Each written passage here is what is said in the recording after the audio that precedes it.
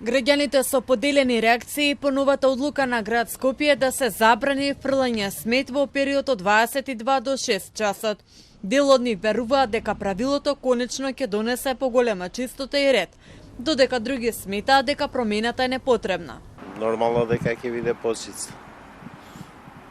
И така и треба. Ако нема казни, нема да се почитува законот.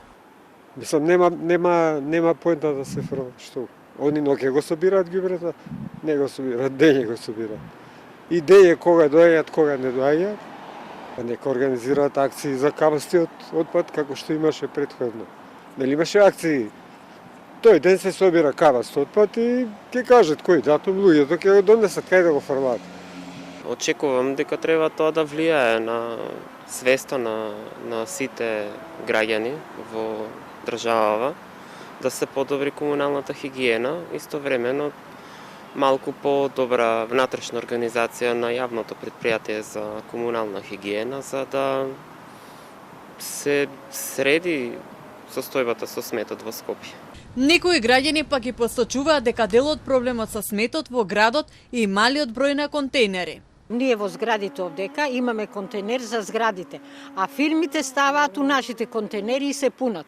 Треба да им се нареди на секоја фирма да си има свој контейнер.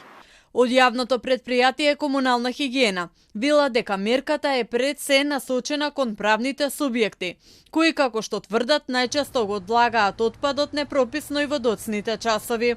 Контролите ќе ги спроведуваат комуналните инспектори на градот и општините.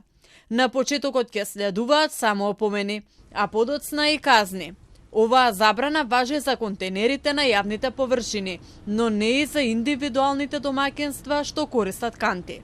Мислам дека нели првично ќе оди ова со некои опомени, па после известно време ќе почне и нели да се казнува, што мислам дека и би било оправдано, зашто навистина имаме голем проблем од вакво непрописно и ненавремено одлагање на отпад, а и на различни видови категорија на отпад, што дополнително го усложнува, мислам, работењето.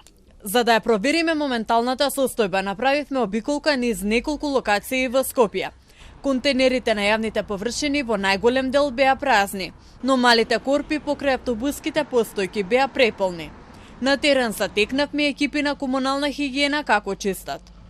Советот на град Скопје во петокот изгласа од 22 до 6 часот да не смее да се фрла смет во контейнерите, а оние кои ќе го прекршат тоа да платат казна од 50 евра. Повеќето држави од нашето обкружување и пошироко, наместо забрани за ноќно фрлање отпад, се фокусираат на негово селектирање и правилно одлагање.